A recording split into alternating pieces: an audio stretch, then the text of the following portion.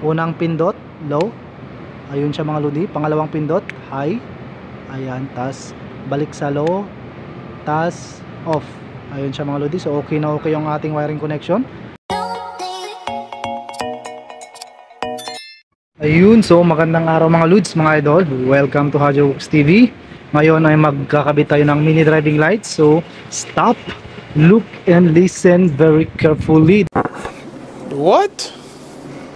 Dahil tuturuan ko kayo kung paano mag set up ng inyong mini driving light kapag ganito yung motor nyo na Rouser 135. Ayan, so nakalagay na yung ating mini driving light. Ayan, so dito natin siya pinesto. Nilagyan natin siya ng bracket dyan sa ilalim, pa ganyan, at dito natin siya pinakapit. Ayan siya, so wala pang wiring yan mga lodi dahil andito pa yung kanyang mga wires. Ayan, so yung ating 3-way switch. So wala tayong domino kaya 3-way switch muna mga lodi. Ayan, nandito yung kanyang wire. At ito yung kanyang mga relay. So gagamit tayo ng 4-pin relay. Ayan siya mga lodi. So pinagsama-sama ko na yung mga wire para madali na lang kabitan mamaya. At syempre, nagpagapang tayo ng wire doon. So dalawang wire yan, papunta doon sa ating battery. Ayan siya, pumunta siya rito. Isang negative at isang positive na may fuse mga lodi na 10 amps. Ayan, so pagkapang tayo ng dalawang wire papunta sa battery na rekta mga lodi. So walang kukuha sa accessory, direkta yung main supply natin sa battery. Ayan, so ngayon kompleto na. So wawiringan natin. Ayan, so ulit ko, ito yung ating switch. Ito yung ating 3-way switch.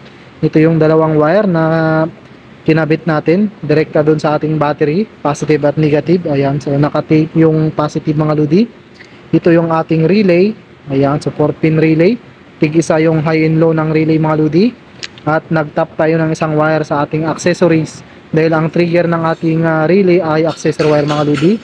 Ayan, so ngayon i-explain ko muna sa inyo kung para saan yung wire ng ating relay dahil dito kayo mahihirapan kung sakali gusto nyo mag-DIY sa inyong motor na Rouser 135 at pwede rin yung i-apply sa inyong mga motor kahit hindi Rouser yan. So dito sa ating relay, meron siyang diagram mga lodi, merong 85, merong 86, merong number 30, yun yung ating common, at merong 87 na dalawa dahil single pole double throw mga lodi. Ayan, so yung number 85, yun yung gagawin nating ground mga lodi. Yung number 86, ito yung gagawin nating trigger. Dito pupunta yung connection ng ating 3-way switch. Yung ating number 30, dito pupunta yung direkta nating positive dun sa ating battery na merong fuse na 10 amps. At yung ating 87 na dalawa, yan, so tig isang relay ay doon naman pupunta sa ating mini driving light. Ayan mga lodi, so andito na yung kanyang wire ng ating mini driving light. Ito na yung wire nya, ito yung ground, yung color black, yung white yung high, at yung yellow yung ating low. So pinagsama-sama natin dahil i-connection natin siya. So pagsamahin natin yung wire ng ating ground, yung color black ng mini driving light, itong white ng mini driving light pagsamahin din natin, at yung color yellow. Ayan mga lodi, at dito sa ating switch i-connection na rin natin. So pagsamahin natin yung dalawang 87, pagsamahin natin yung dalawang 86, dalawang 30, at yung dalawang 85 mga lodi. Ayan, so i-connection na natin. Ayun mga lods, mga idol, ayan, so magtatap na tayo para mapailaw natin yung ating mini driving light. So andito na tayo yung ating relay, pero syempre wag nating kalimutan, so magtap tayo ng isang wire mga lodi dito sa ating accessory wire, dito sa ating susian. Ayan, so ilawan ko para makita nyo. Ayan, dito sa ating susian mga lodi, so hanapin nyo lang yung wire na ito. So sa Rouser 135 yung color brown, yan ang kanyang accessory wire. Dito yan sa ilalim, so pumunta yan dito sa ating susian. So magtap lang tayo ng isang wire dito sa color brown. Ayan, para meron tayong trigger dahil dito tayo kukuha ng trigger sa ating relay. Ayan, so meron tayong tinap dyan. Ayan, at dito lumabas para kumpleto yung ating wiring connection. So meron na tayong accessory wire galing sa ating susian. Meron na rin tayong switch. Ito yung 3-way switch natin. Ito ang ating relay, yung dalawang wire na pinagapang natin sa battery, positive at negative, at yung ating wiring connection ng mini driving light. So ngayon, tap na natin mga lodi. Ayun, so magtap na tayo mga lods mga idol. Ayan, dito sa ating relay, unahin natin yung ating relay. Dito sa ating relay, so hanapin nyo lang yung wire na number 30. Ayun, so meron yung numberings dito sa ilalim mga lodi. Ayan, kung nakita nyo yun. So hanapin nyo lang yung wire na number 30 ng ating relay na pinagsama natin. Itatap na natin siya dito sa positive na galing sa ating battery, yung may fuse na 10 amps mga lodi. Yan, so itap natin dyan yung number 30 ng ating relay. So ingatan lang natin na huwag dumikit sa negative.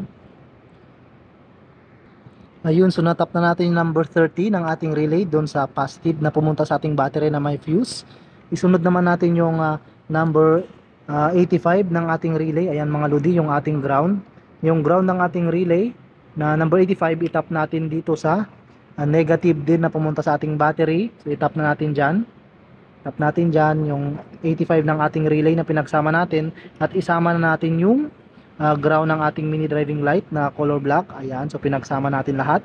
Yung number 85 ng relay, yung ground ng ating mini driving light, yung color black, pinagsama natin siya. At tapean din natin para hindi dumikit sa positive.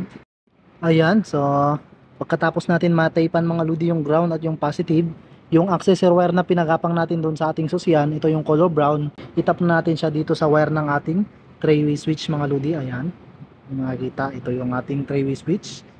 Ayan, dito sa ating 3-way switch, yung red mga lodi, ito ang ating common. So dito natin itatap yung accessory wire ng ating 3-way switch. Ito yung pinaka-common nga, pinaka-supply na nagaling sa ating accessories. Yan, so ayun na siya mga lodi. So naitap na yung ating accessories dito sa common ng ating 3-way switch. At ngayon itap na natin tong dalawa. Ito na yung trigger ng ating relay. Ito na yung high and low mga lodi. Yung low natin dito ay itong color green, at yung high natin ay yung color black. So itap natin siya dito sa number 86 na dalawa ng ating relay. Yan, so din dyan natin itatap. So, kahit saan magkapalit dyan, kahit saan may kabit dyan, walang problema mga lodi. Ayan, so yung high and low ng ating 3-way switch, itatap natin sa number 86 na dalawa ng ating relay. So itap na natin kahit saan mapunta mga lodi. At ayun, na itap na natin yung number 86 dito sa high and low ng ating 3-way switch mga lodi. Ito yung dalawa na ito kasama yung ating common. Ngayon yung panghuling wire ng ating relay. Ayan, so meron pang dalawang wire na walang connection. Ito yung number 87. So ito na lang yung naiiwan dahil lahat may connection na. Ito na yung output ng ating relay mga lodi. Ito na yung pupunta dito sa wire ng ating mini driving light na magpapailaw sa kanya sa ating high and low. So ngayon itap natin dyan. Pagka nagkapalit yung high and low, dito lang din natin pagpapalitin mga lodi. So ngayon ikakabit natin tong blue dito sa ating yellow, at itong orange dito sa color white. Ayun na mga lodi, so naikabit ko na. So disregard nyo muna yung magulo na wiring dahil partial lang yan. So i-organize pa natin yung mamaya. Yung wiring connection lang ng ginawa natin ay para lang mapailaw natin at makita nyo na gumagana yung ating wiring. So ngayon una natin na susi. Ayan, so turn on ignition. Ayan, so unang pindot low. Ayun siya mga lodi. Pangalawang pindot high. Ayan, tas balik sa low, tas off. Ayun siya mga lodi. So okay na okay yung ating wiring connection. So ngayon i-organize natin yan. So ipapakita ko sa inyo mamaya kung saan ko nilagay yung ating relay dahil medyo magulo. Ayan, so ipapakita ko sa inyo. Ibalik ko muna yung kanyang mga tangke. Ayan, so dahil wala yung tangke, tinanggal natin yan dahil nagpagapang tayo ng wire papunta sa ating battery. Isang positive na may fuse at isang negative dahil kailangan ang negative ng ating mini driving light at relay ay direkta sa battery mga lodi. So organize ko muna at ipapakita ko sa inyo kung paano ko punesto yung ating relay. Ayan, ayun na siya mga lodi.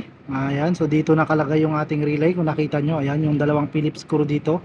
Dito ko nilagay dahil hindi naman yan babangga ng ating speedometer gauge or yung ating dashboard. Ayan, so diyan natin nilagay yung ating relay.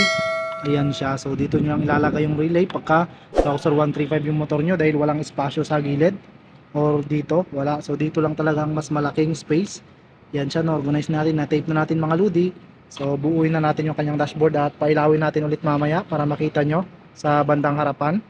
So ayan na mga lodi, so naibalik natin lahat yung kanyang mga dashboard at kanyang mga gauge, yung kanyang mga tangke. Ayan, so okay na, so upuan na lang. So ngayon pailawin natin ulit.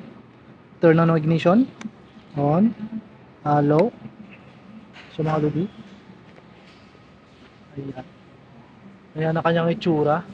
At syempre gamitin din natin yung kanyang high.